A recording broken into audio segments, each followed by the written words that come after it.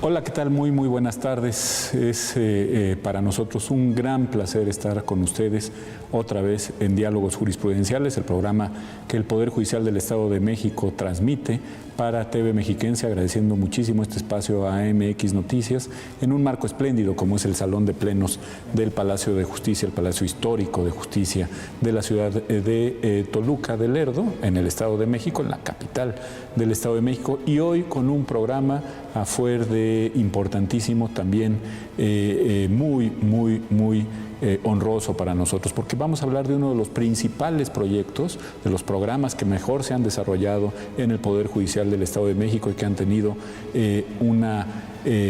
un impacto realmente impresionante en el bienestar de las personas, además de las personas más vulnerables. Pero bueno, no me estoy adelantando mucho. De lo que quiero decirles es que vamos a hablar con un experto y dos expertas del juzgado en línea especializado en protección contra la violencia familiar y protección a niñas, niños y adolescentes. Y para ello tenemos buenos caballeros como somos, muy especialmente el consejero don Raúl Aarón Romero Ortega, muy querido amigo, un magistrado muy respetado de este tribunal, y bueno, estamos flanqueando a dos estupendas representantes del señorío que debe tener la función judicial y más en esta materia. Antes que nada, señor consejero, bienvenido. Nos da muchísimo gusto que esté usted aquí. Y lo mismo le digo a la jueza Ana Laura Landeros Mayén, que es jueza adscrita al juzgado especializado en violencia familiar y protección de niñas, niños y adolescentes de este tribunal. Ana Laura, bienvenida. Me da muchísimo gusto tenerla aquí, su señoría. El gusto es mío. Y lo mismo a Teresa Estela Salgado Vilchis, juzgadora del mismo juzgado. Me ahorro el nombre que es muy largo, pero es un placer tenerla con nosotros. Gracias. Bueno, yo quisiera preguntarles así, simple y llanamente, ¿cómo es que surge la idea y después la instrumentación, la creación de un juzgado en línea tan importante? Que además les implica un trabajo de 24x24, ya nos contarán. No sé quién quiera comenzar con esta idea. Adelante. Bueno, Teresa. este es un juzgado que ya va a cumplir casi 3 años, justo el 8 de noviembre de 2021. Y fue implementado como una propuesta única a nivel nacional bajo una operatividad 100% en línea. Esto quiere decir pues que todas las actuaciones que integran al expediente electrónico, desde el escrito inicial de demanda hasta la sentencia y los escritos posteriores, se encuentran totalmente digitalizados. Las promociones, los acuerdos, diligencias, notificaciones, todo se encuentra totalmente digitalizado. ¿Esto significa, señoría, que puedo yo meterme? Exactamente, justamente. Esta digitalización del expediente electrónico permite que todos los usuarios, independientemente del lugar en que se encuentren, pueden consultar las actuaciones del expediente electrónico. Evidentemente nosotros no tenemos un expediente físico, no tenemos un archivo, pero eso da la facultad a los usuarios que puedan checar sus actuaciones durante en cualquier parte del mundo. Únicamente pues necesitan un dispositivo electrónico con acceso a internet para que puedan acceder a sus constancias. Ahora, otra característica importante del juzgado es que tiene una prestación del servicio de manera ininterrumpida y continua durante las 24 horas del día por los 365 días del año. Entonces, los usuarios no solamente pueden checar su expediente, sino que además pueden promover durante las 24 horas del día y de inmediato se les da una respuesta a través de la emisión de un acuerdo durante las 24 horas del día. Todas las horas y todos los días son hábiles. Exactamente. ¿No? Por eso trabajan ustedes que no trabajan. Sí. Y nosotros nos preguntaremos, pues, ¿por qué implementar un juzgado con esas características, ¿no? Y la verdad es que el objetivo de este juzgado fue muy claro: atender una obligación que se impone a todas las autoridades administrativas, pero también a las jurisdiccionales, para decretar en menos de 4 horas medidas de protección para las víctimas de violencia. Esta obligación que se contempla en la Ley General de Acceso a las Mujeres a una Vida Libre de Violencia. Y entonces... Y como eso puede surgir el día de Navidad o el de Año Nuevo o el día de Reyes, supuesto, pues hay que estar, ¿no? Por supuesto. Por desgracia. No hay tregua a este tipo de violencia, ¿no? Esto pues fue visualizado por quienes en ese momento contemplaron la creación de este juzgado, y justamente para atender esa obligación fue que se piensa en cuál es la vía para poder cumplimentar esa obligación, y pues fue una vía que hasta el momento tenemos regulada en el Código de Procedimientos Civiles del Estado de México, que es un procedimiento especial de violencia familiar a través de la implementación de este juzgado con esa operatividad 100% en línea y durante las 24 horas del día. ¿Por qué?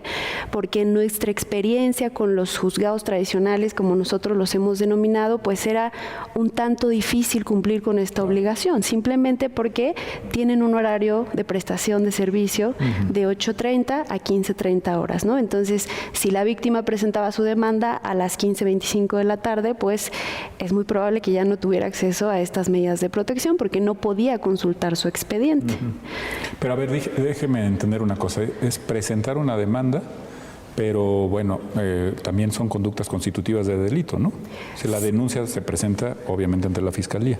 Sí, exactamente, son vías distintas. Ahí habrá que diferenciar entre qué es lo que pretende la víctima. Si es la imposición de una pena, entonces habrá que tramitarlo en otra vía, pero justamente la naturaleza de nuestro procedimiento de violencia familiar es muy especial y la puede explicar. Me parece magnífico, Ana Laura, porque eso permite tener una medida cautelar casi inmediata, que en estas cuestiones, pues eso es... de vida o muerte. De vida o muerte, literalmente, ¿no? Exactamente. Precisamente este juzgado responde a esa necesidad, a ese crecimiento del fenómeno de la violencia familiar, y de pronto nos estamos viendo limitados, como comenta la maestra Tere, de, bueno, ¿y qué pasa en los juzgados tradicionales? Que además de que tienen grandes cargas de trabajo, habría que darle prioridad a estas cuestiones que implican, pues, el bienestar, la integridad, la vida de distintas personas, y es por eso que nace este juzgado. Así que nosotros, bueno, a través de diversas dinámicas que hemos hecho, trabajamos en 3 turnos, 24 horas por 48 de receso, atendemos todas estas medidas de protección, estas solicitudes. ¿Qué pasa con estas solicitudes? Se reciben a través de vía electrónica o pueden ser también vía física si ellos presentan su escrito en las oficialías de partes. Nos llega a nosotros digitalizada y como estamos trabajando, recibimos la información y dictamos estas medidas de protección. ¿Cuáles? Las que contempla el propio código, las que contempla la Ley General de Acceso de las Mujeres a una vida libre de violencia, que son, pueden ser medidas de emergencia, por ejemplo, la desocupación del presunto agresor de ese domicilio, la reincorporación de la presunta víctima, a veces recuperación de niños, niñas y adolescentes, en el caso de que hubieran permanecido con su agresor, puede ser retención de armas, auxilio policial, pueden ser también medidas de naturaleza civil, como guardia y custodia, pensión alimenticia, para asegurar todos estos derechos. Entonces, una vez que nos llega a nosotros la solicitud, dentro del plazo de 4 horas, la presunta víctima tendrá la respuesta sobre estas medidas de protección que nosotros le otorgamos. Obviamente, se inicia todo este procedimiento y como decía la maestra Tere, el objetivo de este procedimiento es primero dar estas medidas de protección, asegurar la integridad de la víctima y después seguir con el proceso que culminará en una sentencia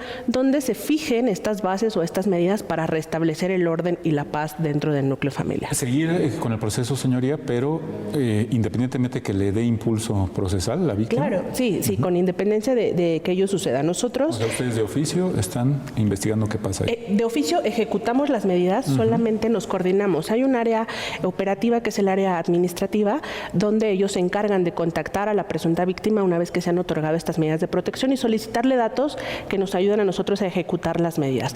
¿Como cuáles? Pues horarios en los que se puede encontrar al presunto generador, si hay precisiones en los domicilios, etcétera, para que el actuario ya vaya con la certeza, ¿no? También se generan enlaces a través de convenios institucionales con los ayuntamientos y esto nos permite pues ejecutar esas medidas de protección de manera pronta, ¿no? De manera casi inmediata. Tenemos un plazo, de acuerdo a la ley, de 72 horas. Hoy estamos ejecutando medidas dentro de las 24 horas siguientes a las que se emite esta medida de protección. Que eso es lo oportuno, ¿no? Ya se traslada al Código Nacional de Procedimientos Civiles y Familiares, que en los próximos años pues estarán implementando todas las entidades federativas y a nivel federal incluso. O sea, estaba en la Ley General y se traslada al Código Nacional. lo de las medidas y lo del procedimiento en línea, porque el Código Nacional también contempla, ¿no?, estos procesos de justicia digital a los que nosotros pues ya estábamos de alguna manera familiarizados por estos juzgados en línea, que uno es el especializado en materia de violencia familiar, que ya tenemos en operación y que nos preparan precisamente para darle entrada al Código Nacional. Pero tanta mala noticia parece una estupenda noticia esta, ¿no? Consejero, 3 años, entonces esto ha sido durante la presente administración del tribunal, cuando usted ha sido consejero de la Judicatura, y más o menos arroja resultados que son, me imagino, satisfactorios. Sí, pero si me permites, Rafa, sí, quisiera remontarme un poco a los compromisos internacionales que tiene México. Sí, con motivo del 9º informe de México a la convención o al comité de la CEDAW, de la Convención de la Eliminación de todas las formas de discriminación de la mujer. Ahí hubo recomendaciones, entre otras, en el capítulo de acceso a la justicia. Ahí se recomendó un recurso efectivo y eficaz para las mujeres que sufren violencia familiar, para los grupos vulnerables, para los indígenas, para las mujeres indígenas, para esos grupos facilitarles el acceso a la justicia, que generalmente son invisibilizados. También otra observación que se hizo al Estado mexicano fue capacitar en el tema de derechos de la mujer a jueces, a ministerios públicos, a corporaciones de policía en todos los niveles, federal, estatal, municipal. De ahí se le dio cuenta al señor presidente Ricardo Sodi. Él ha dicho que su administración ha sido marcada por 2 crisis, la de la pandemia y la hora que tiene que enfrentar la instrumentación de la reforma judicial. Pero regreso, se le dio cuenta, y se le dio cuenta también de la reforma que se hizo a la ley general, que ya comentaba la juez Tere, de la inmediatez para la protección. Es decir, los juzgados tienen que dar respuesta de manera inmediata o a más tardar dentro de las 4 horas. Imposible hacerlo en los juzgados tradicionales. De ahí que el señor presidente Ricardo Sodi instruyera la creación de este juzgado, el Consejo hizo el acuerdo correspondiente y surgió el juzgado en línea especializado en violencia familiar. Oiga, doctor, ¿y eso digamos, es común en las entidades federativas del país, o esta fue la primera? ¿Se ha seguido su ejemplo? No, ¿Qué pasó? Es única a nivel nacional. El Estado de Puebla nos compartió una buena práctica similar, pero ahí iba únicamente a responder a la emergencia, la orden de protección, y después ahí como que se diluía quién se hacía responsable después de establecer y decretar la orden de protección. Y a diferencia, en el Estado de México, en el reglamento que se creó, se remite al procedimiento, como lo ha comentado las juezas, al procedimiento que ya desarrollaron. O sea, está claramente establecida la garantía para erradicar y, en este caso, instrumentar la violencia familiar. Incluso varios poderes judiciales de otras entidades federativas se han acercado a nosotros muy interesados en replicar este modelo. Nos han solicitado capacitaciones en este tema y en cómo opera el juzgado, con el objetivo justamente de implementarlo al interior de esas entidades federativas. Jalisco, por ejemplo, Tabasco, Morelos también, Quintana Roo. Sí, ha sido un modelo que ha llamado mucho la atención porque además ha funcionado. Ahorita nos platican de los resultados, ¿no? Y también les platicamos a nuestro auditorio de nuestro otro invitado, ¿no? De los Lares y por qué se llama así. No se vayan, se va a poner muy, muy bien. De hecho, está sensacional lo que nos están contando. Nos vemos.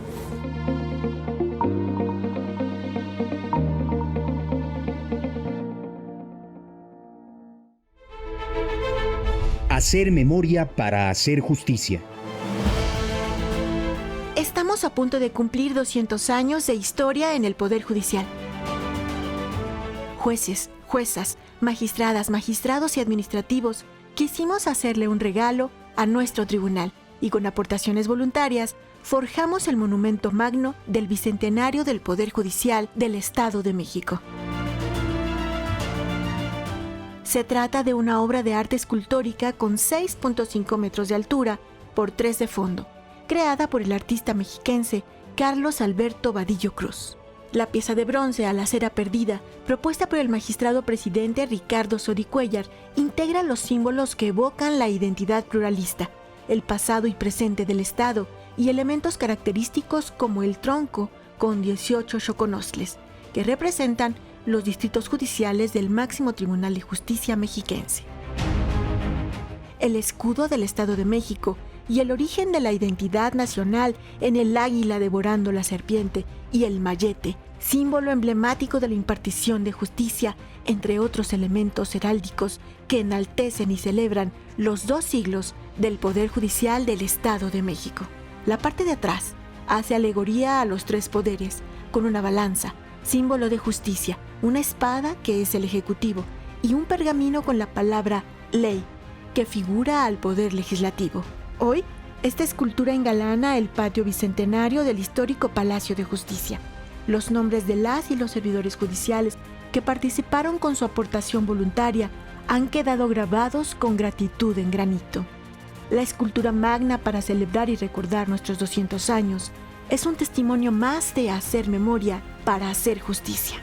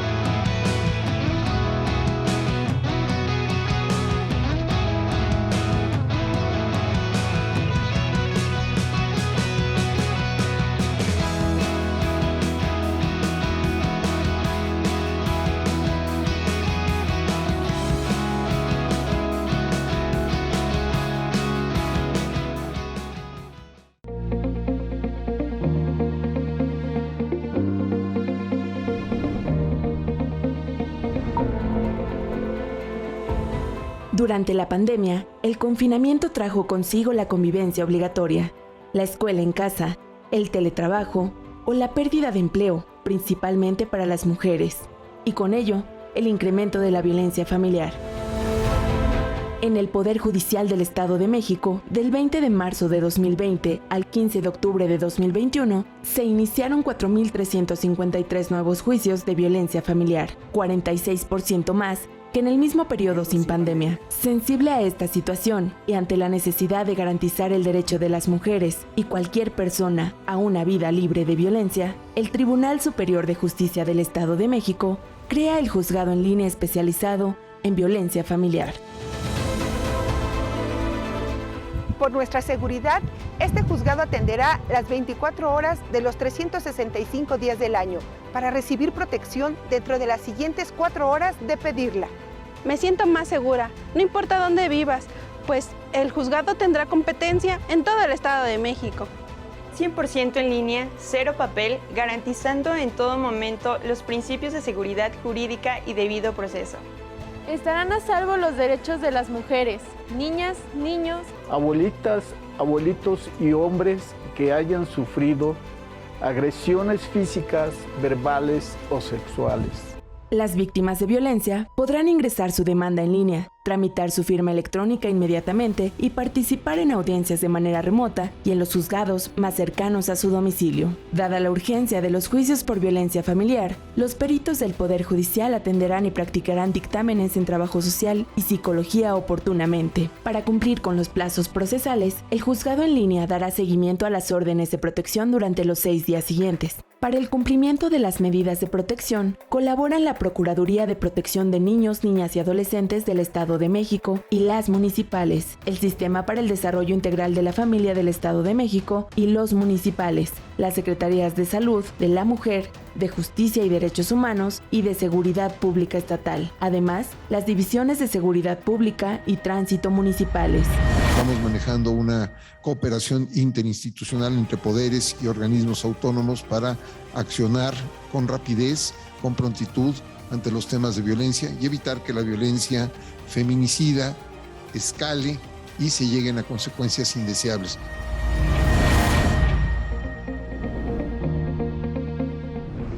Bien, volvemos. Buenas noches a Diálogos Jurisprudenciales.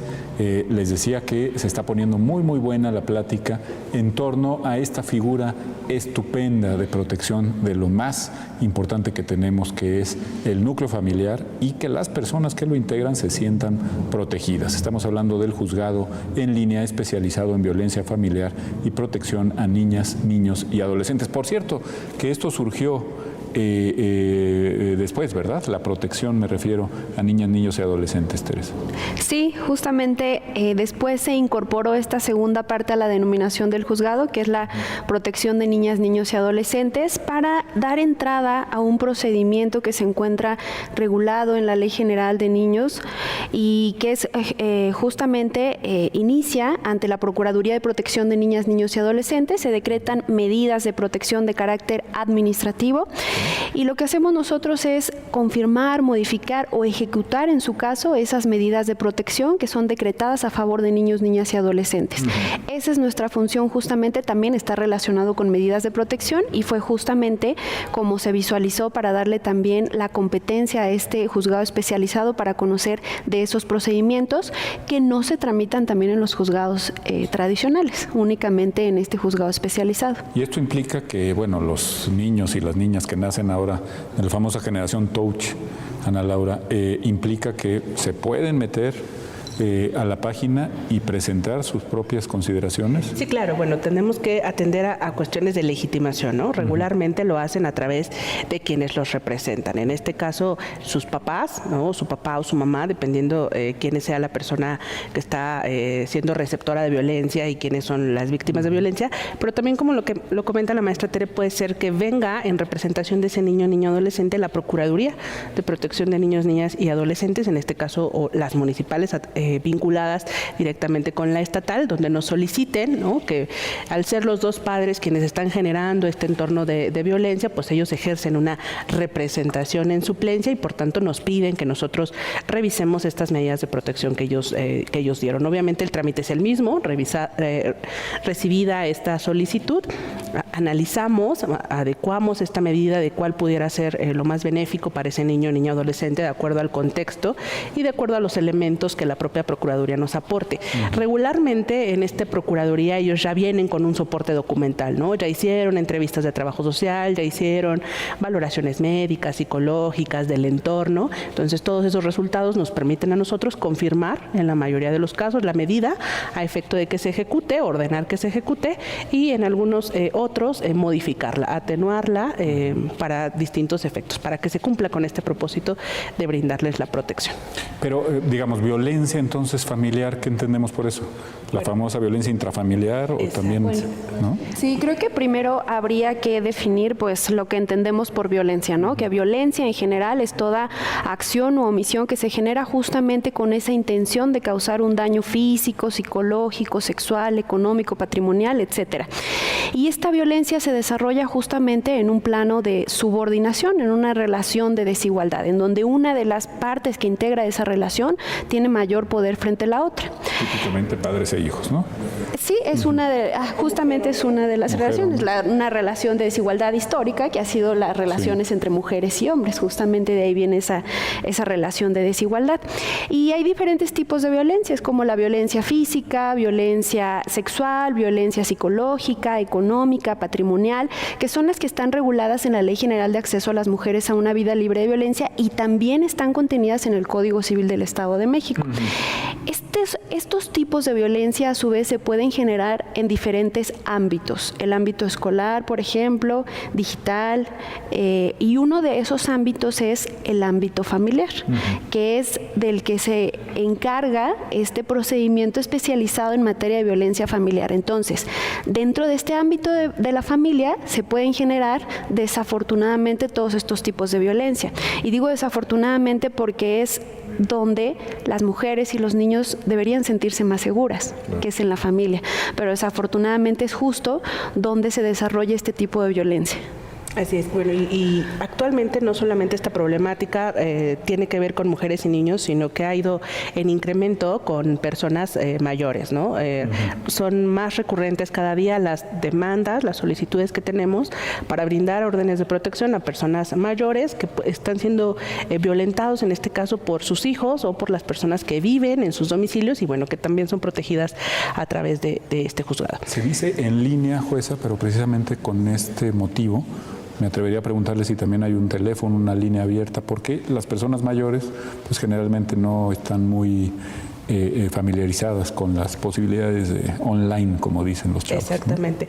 No tenemos hoy la recepción de denuncias a través de teléfono, pero sí hay otros mecanismos, como cuál es acercarse a las procuradurías de protección con las que tenemos convenios. Ellos reparten los formatos y ellos llenan un formato que se les recibe en cualquier oficialía y esa oficialía es encargada de mandarnos a nosotros esa demanda inicial para que nosotros la admitamos. De tal suerte que en cualquier lugar del Estado de México donde se encuentre la persona siempre tiene posibilidad de acceder a este juzgado, que físicamente estamos en Toluca, pero conocemos de asuntos de todo el Estado de México, pues puede acercarse a hacer llegar esta solicitud, ya que como bien comentaba, en ocasiones pues a ellos les cuesta más trabajo este tema de la tecnología, ¿no? De relacionarse.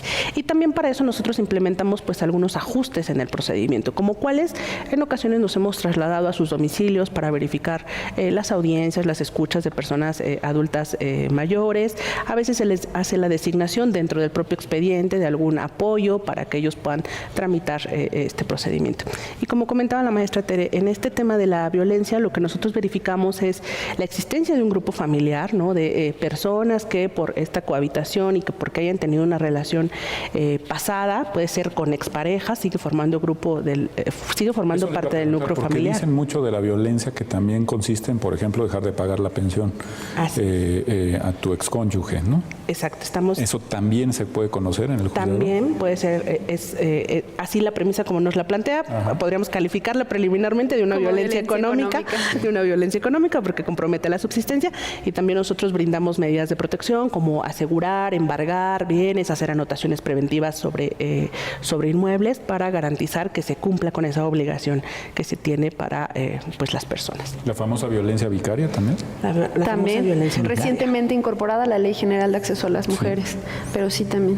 Que es entiendo, utilizar a terceros como forma de presión violenta a tu pareja o tu expareja, ¿no? Así es causar un daño a través de una tercera persona, ¿no? Utilizando una tercera persona. A esto se refiere el término de vicario. Regularmente nosotros lo tenemos en presencia de estas relaciones cuando se rompe la relación entre la pareja y entonces los niños van con una o con otra de las partes, ¿no?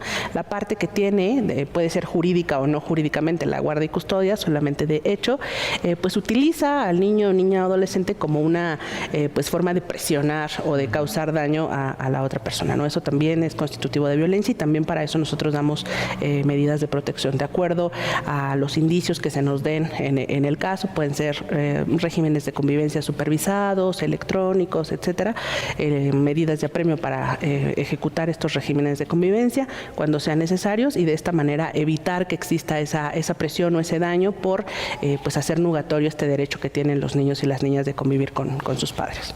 Considerando todas estas conductas tipificadas y además las que siguen surgiendo todo el tiempo, porque esto es desgraciadamente un tema muy dinámico, consejero, da la impresión que las cifras deben ser enormes, ¿no? Es decir, que se tienen que atender una cantidad. Yo pensaba ahorita que escuchaba a sus señorías en múltiples casos que he conocido, no profesionalmente, sino de gente más o menos cercana, que son fácilmente tipificables como violencia familiar. ¿Cómo van las cifras? ¿Qué tanto ha sido un éxito? Me imagino que mucho. ¿Y por qué es una conducta un programa que no es tan fácilmente replicable en otras entidades o a nivel federal incluso? El presidente Ricardo Sodi ha instruido que es la valoración de la eficacia de la política pública, primero por los pasos que él ha establecido en el sentido de que primero instrumentarla, después difundirla y de ahí la firma de convenios que en su momento hablaremos para efecto de que la población conozca esta política pública. Y tercer paso, vendría la evaluación una vez que se firmen los 125 convenios con los 125 municipios que conforman el Estado de México. Cada que se firma un convenio se dan cifras respecto a las medidas de orden, a las medidas de protección que en el juzgado se han establecido. Ahorita son 7.281 medidas de protección concedidas. Así es. Hace unos días eran 6.000 y fracción. O sea, van subiendo de a 1.000 y 1.000. Sí, y la respuesta que ha dado por parte del señor presidente es no tanto que la violencia se esté generando de la noche a la mañana, más bien que la misma política pública que se ha difundido, las mujeres, grupos vulnerables, se han visto con esta garantía de poder acudir y poder denunciar. Eso es una cosa que está funcionando y la gente va tomándole confianza. Eso es lo que se está visualizando, pero una vez que firmemos o se firmen los 125 convenios, haremos una evaluación de esta política pública que por los mismos números creemos que está funcionando y ha dado frutos. Volvemos del corte, si me permite, hablando de estos convenios, en qué consisten, y ahora sí, dándole la palabra a nuestro Osito Lares, si lo permiten. Claro. Volvemos, no se vayan.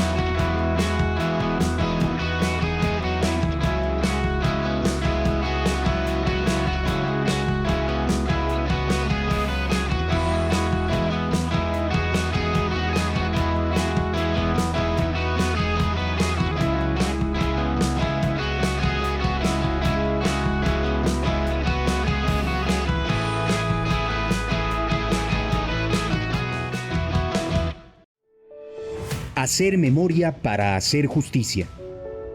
El Archivo Histórico del Poder Judicial del Estado de México custodia y preserva el expediente Niño Fidencio de 1928. El documento es una averiguación sobre una denuncia hecha por el delegado sanitario del distrito de Jilotepec para que fuera detenido el curandero que se hacía llamar Niño Fidencio, quien ejercía en los municipios de Polotitlán y Aculco. De estos hechos se informó al juez interino de primera instancia de ese distrito, quien acordó, vista la ratificación que antecede, ábrase la averiguación criminal correspondiente por todos sus trámites legales hasta el perfecto esclarecimiento de los hechos delictuosos que se persiguen, practicándose cuantas diligencias sean conducentes. En 1968, a este expediente se agregó un documento carente de sellos y rúbricas, en el que se asentó 8 de agosto de 1968, en virtud de que en la causa penal 141/928 se desconoce quién es el responsable del delito, con fundamento en el artículo 408, inciso C del Código de Procedimientos Penales, se suspende el procedimiento y se manda archivar la presente causa como asunto concluido. Notifíquese y cúmplase.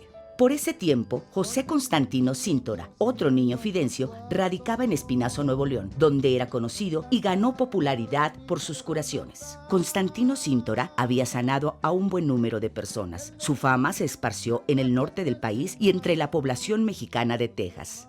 Ese niño fidencio murió en 1938. Estas son dos historias con características muy similares, pues no hay certeza de que el niño Fidencio de Espinazo, Nuevo León, haya visitado el Estado de México. Fue otra persona quien, conociendo al curandero y usando su fama, se hizo pasar por él en el norte mexiquense, o en realidad sí fue Fidencio Constantino. Ese es un misterio que nunca podremos resolver.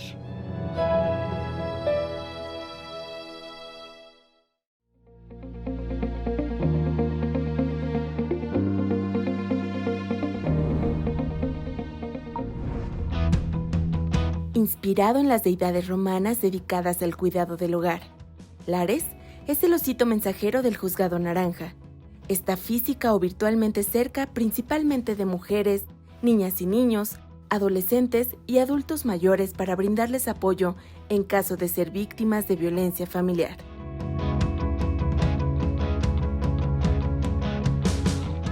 Lares recorrió los 11 municipios con alerta y doble alerta de género, difundiendo el Juzgado Naranja en jardines, plazas, calles y transporte público, como un canal alternativo de comunicación interpersonal. Además, Lares ha estado presente en las firmas celebradas con 112 municipios mexiquenses dispuestos a trabajar con el Poder Judicial a través del juzgado en línea especializado en materia de violencia familiar y de protección de niños, niñas y adolescentes del Estado de México.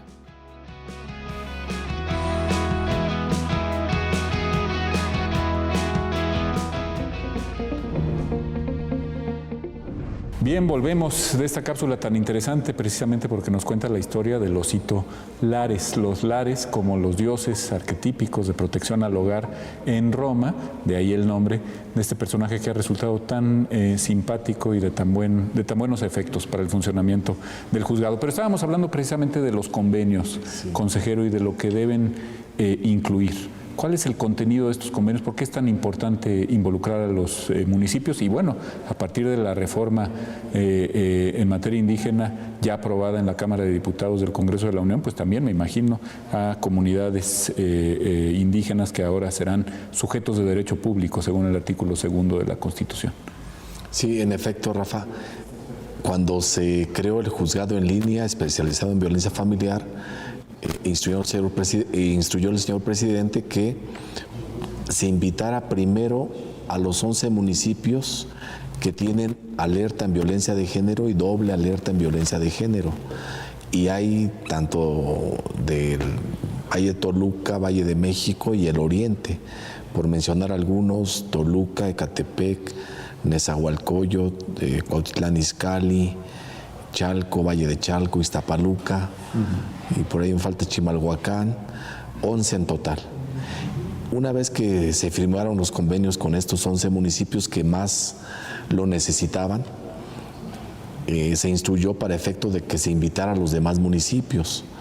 Actualmente se han firmado 112 convenios. ¿Cuál es el objeto del convenio?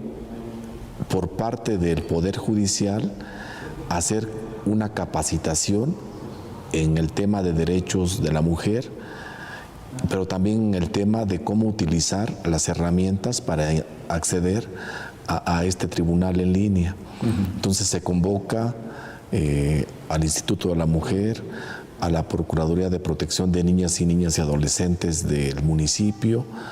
También se convoca a las comisarías de seguridad pública, se convoca a los sistemas de desarrollo integral de la familia DIF municipal, y esa es una capacitación que se lleva incluso antes de la firma del convenio. Primero se capacita y una vez que se ha hecho eso, se hace la firma o se hace el acto protocolario de la firma del convenio. A eso se obliga el Poder Judicial.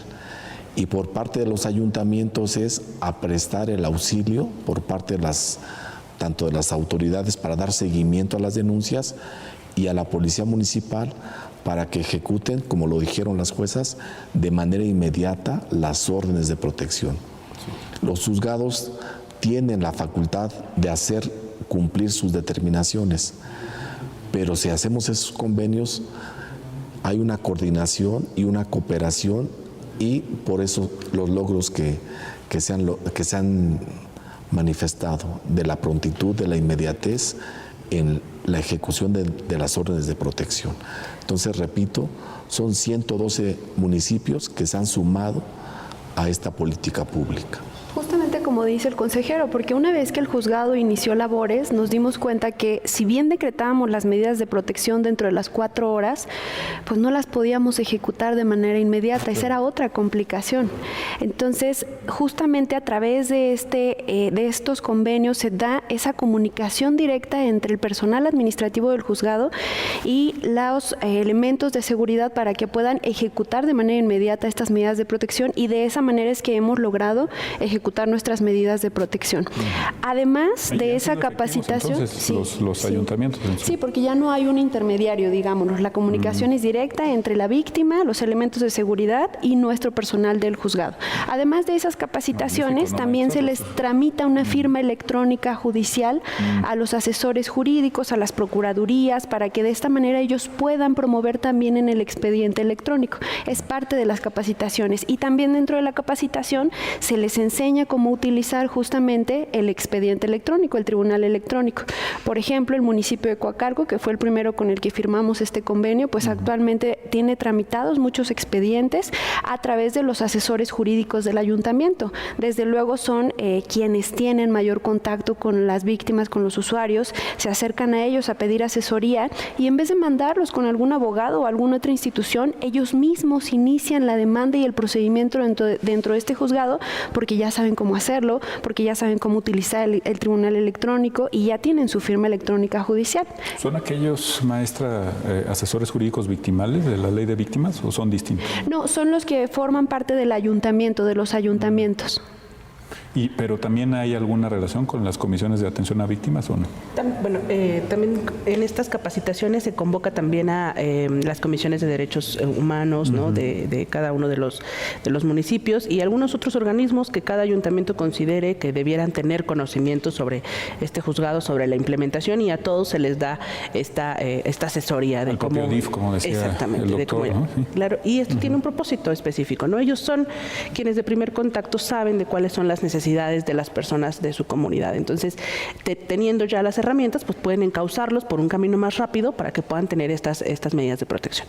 Y otra cosa que pasa con los convenios es que las autoridades municipales se comprometen a designarnos enlaces, y son personas, como decía la maestra Tere, que tienen una relación directa, ¿no? con las órdenes de protección que nosotros damos. Esto implica que cuando dictamos una orden de protección, además de la labor que hace el área administrativa de contactarse con la víctima para solicitarle datos, le avisan el enlace. Hay una orden de protección que se tiene que ejecutar en tal hora, en tal lugar, y entonces ellos ya llegan de manera directa. ¿Qué pasaba antes? Que necesitábamos de desgastar mayores recursos humanos del tribunal, porque lo hacemos a través de un actuario, ¿no? Yo te doy un oficio y un actuario que esté, por ejemplo, en Coacalco, en Chalco, imprime ese oficio y después va a la comisaría y le dice que en tal hora, tal lugar se va a ejecutar esta medida de protección. Entonces, en tanto ello pasaba, se gastaba el tiempo que nosotros teníamos para darle efectividad efectividad a esta medida, y hoy que tenemos enlaces designados en 112 municipios, pues esto se hace de manera directa y nos ha permitido cortar o acortar los tiempos en los que estas medidas se ejecutan. Háblenos, maestra Ana Laura, de casos de éxito, ¿no? Uy, híjole, bastantes. Yo creo que el hecho de que... Están ustedes muy orgullosas, son 7,200. Estamos muy orgullosas. Dicen los abogados que quien prueba el juzgado repite. O sea, los abogados, asesores de... Sí, regresan. Eso no es fácil. Claro. Somos muy quisquillositos los abogados, ¿no? Yo creo que el juzgado cumple su objetivo, ¿no? O sea, hemos mantenido estos tiempos. Apenas nos comentaba que de la revisión que nos hacen, ¿no? Las dictamos entre 2.5 y 3 horas las medidas de protección, ¿no? Tenemos un margen que es hasta las 4 horas, pero regularmente lo atendemos menos. Pero nos decía usted que sigue hasta la sentencia. Sí, claro, sigue hasta la sentencia. Pero mientras ya está una medida de protección que te asegura precisamente pues la integridad de la víctima, ¿no? Que hay medidas para que en caso de que el agresor se acerque, pues pueda ser detenido, arrestado, etcétera, para evitar que pueda perpetrarse este caso. Casos de éxito. Yo particularmente tengo uno de una adulta mayor, ¿no? Que fue despojada de su domicilio. Ella viene por conducto, viene a solicitar una petición vía electrónica y se hace todo el trámite, se manda un grupo multidisciplinario para investigar primero pues cuáles eran las condiciones de vulnerabilidad que ella tenía y se le da esta medida de reincorporación a su domicilio.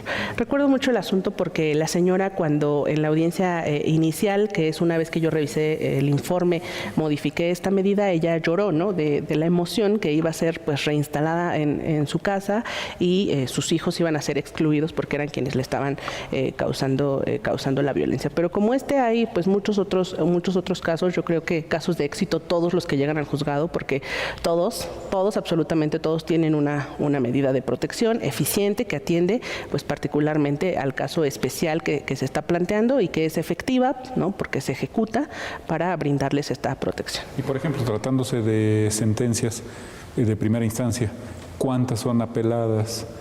¿Hay mucho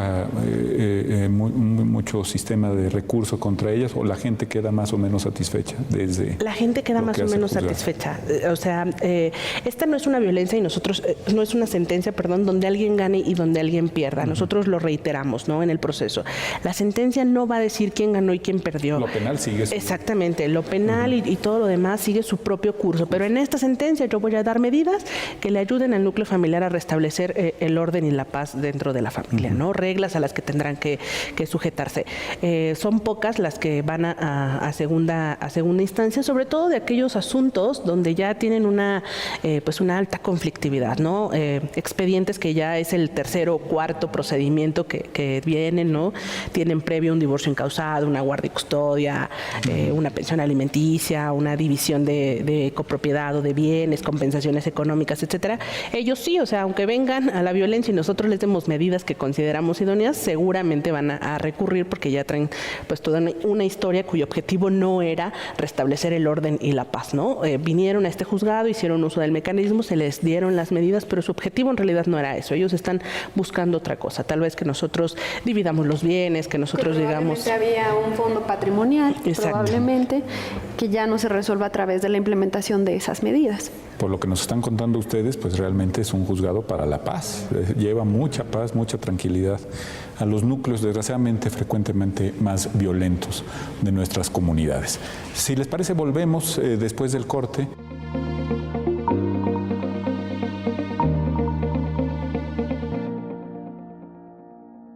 Hacer memoria para hacer justicia. Una selección de 492 expedientes del acervo histórico del Poder Judicial del Estado de México ha sido depositada en The Arctic World Archive. Se trata de archivos digitales que representan la memoria de 200 años del tribunal. Los documentos dan cuenta de la evolución de la impartición de justicia, la aplicación de la ley y la transformación social de la época virreinal hasta nuestros días. Se preservarán de forma permanente, pues AWA garantiza su conservación para las generaciones futuras, incluso ante una explosión nuclear. El expediente más antiguo, que ya reside en el Polo Norte, data de 1583. Es el juicio sucesorio de Giuseppe de Santiago. Y el más reciente es la Ley Orgánica del PJDOMEX de 1995, donde se estableció el Consejo de la Judicatura. 18.309 imágenes digitalizadas dan cuenta de pasajes de la historia del país, del Estado y del Poder Judicial local. Muestran documentos en materia penal y civil que reflejan delitos y conflictos, así como legislaciones aplicables. Son bandos, acuerdos, decretos, reales provisiones, material hemerográfico, exámenes de abogados y escribanos, causas y expedientes con mapas, dibujos, traslados de tesoros, títulos de tierras, documentaciones de personajes, monedas falsas y fotografías que se integraron como evidencias. Por su estructura, ubicación y debido a que todos los documentos están fijados fotoquímicamente en cinta de 35 milímetros de poliéster, resistente a incendios. Ahora aquí se resguarda la historia, que será memoria para generaciones que ya no conoceremos, incluso planetas insospechados.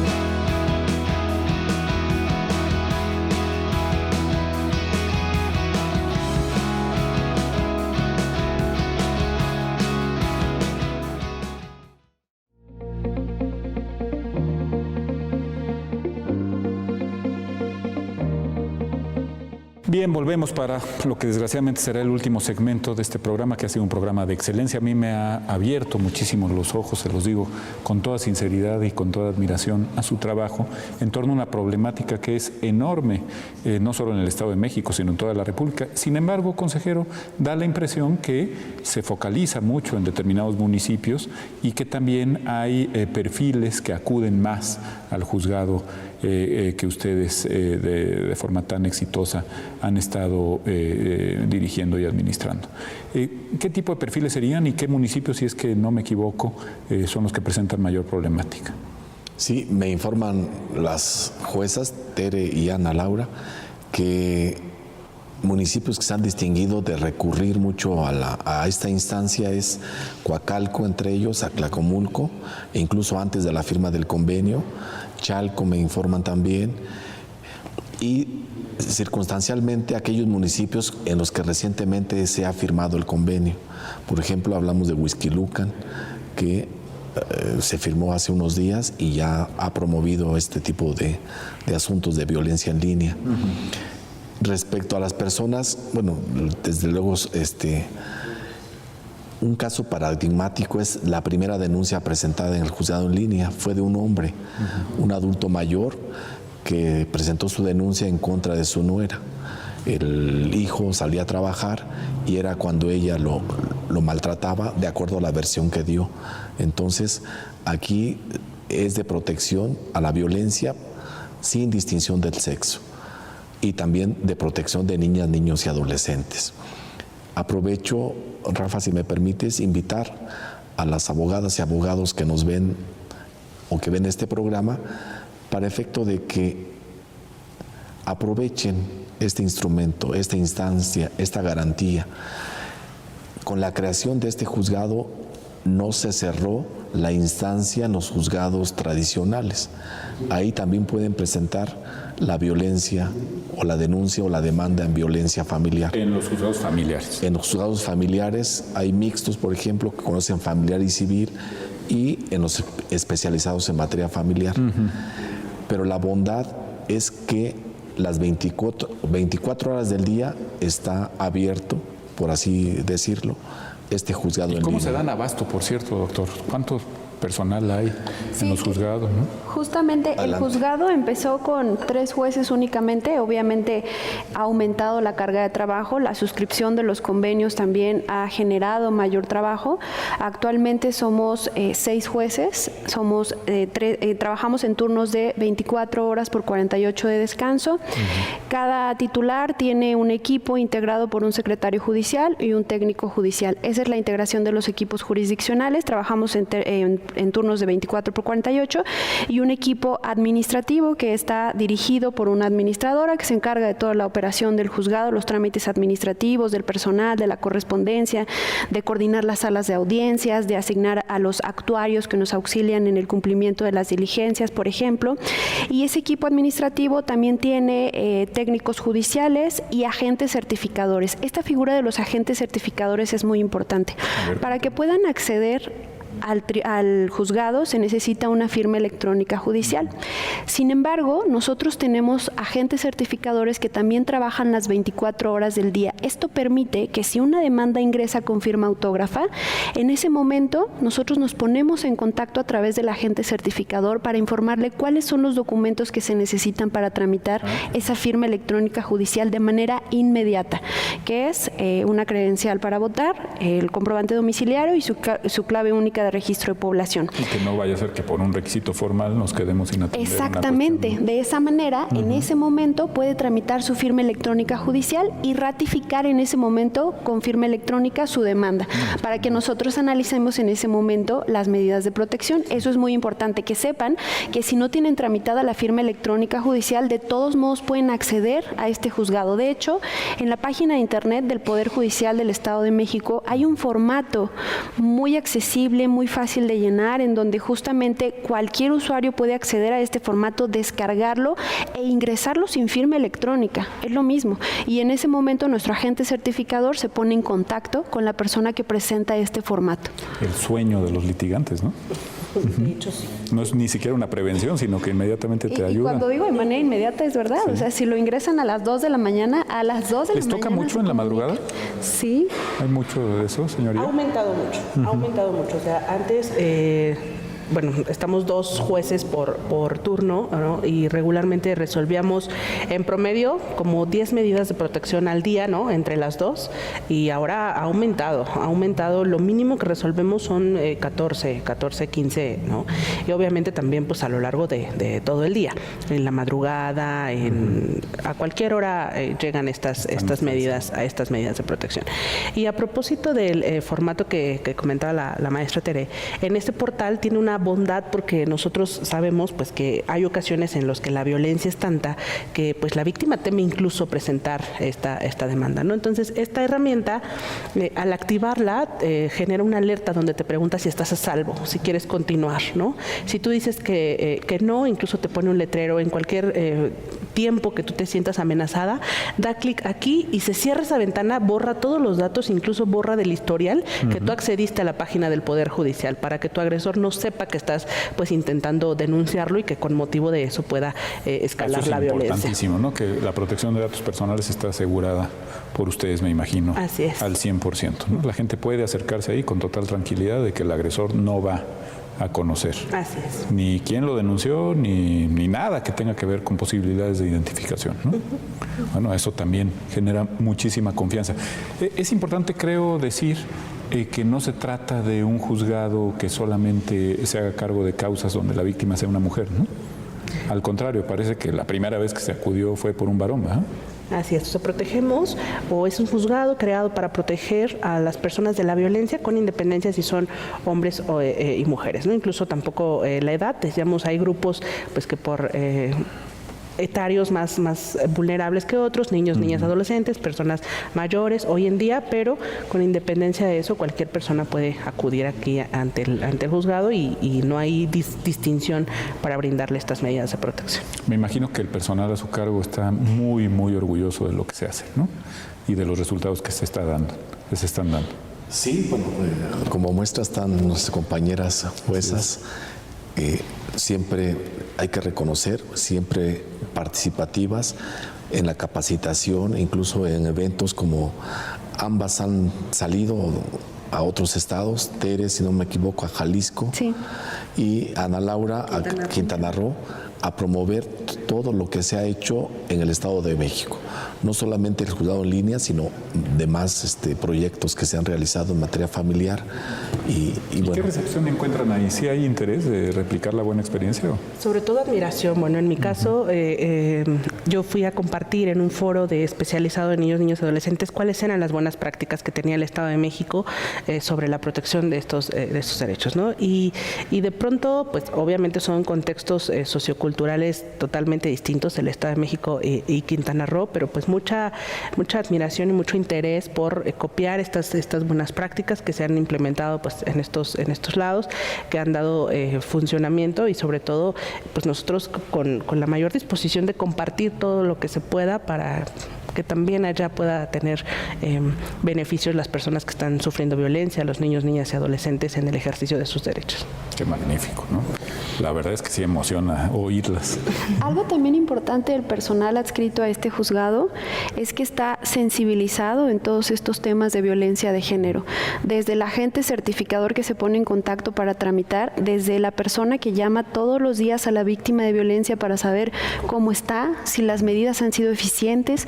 Una vez que se da el emplazamiento, una persona del equipo administrativo se pone en contacto con la víctima justamente para saber si han sido eficientes y eficaces esas medidas que se le han concedido. Durante 6 días seguidos se asienta una constancia y nosotros hacemos una revisión en ese momento de las medidas para saber si las modificamos o las confirmamos.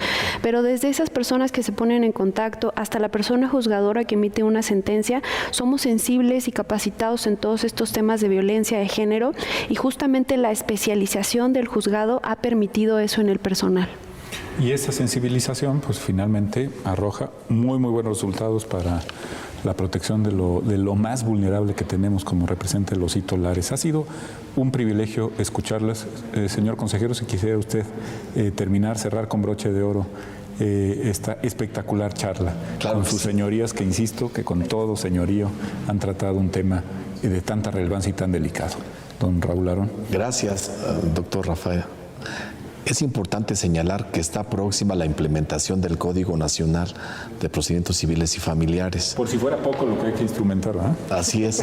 Entonces, con el apoyo del Consejo se está buscando el acuerdo, pues está proyectando el acuerdo para efecto de preservar este proyecto, esta política pública que ha dado y está dando magníficos resultados para efecto de que trascienda y se pueda mantener en el nuevo Código Nacional. Con el ¿Hay interés a nivel nacional? El CONATRIF, por ejemplo, la Comisión Nacional de Tribunales para explicarle a nuestro auditorio, ¿está interesado en este tipo de programas? Sí, sí está interesado y de hecho los mismos transitorios, el mismo código permite que con acuerdos generales podamos transitar este tipo de proyectos exitosos. Pues puede haber muy buenas noticias entonces para 2025. Así será. Doctor, ha sido un privilegio. Maestra, Gracias. Esta es su casa y ojalá podamos seguir hablando mucho tiempo de las experiencias de éxito como el juzgado en línea especializado en violencia familiar y protección de niñas, niños y adolescentes y todo lo que se acumula esta semana. Muchísimas gracias. Hasta la próxima.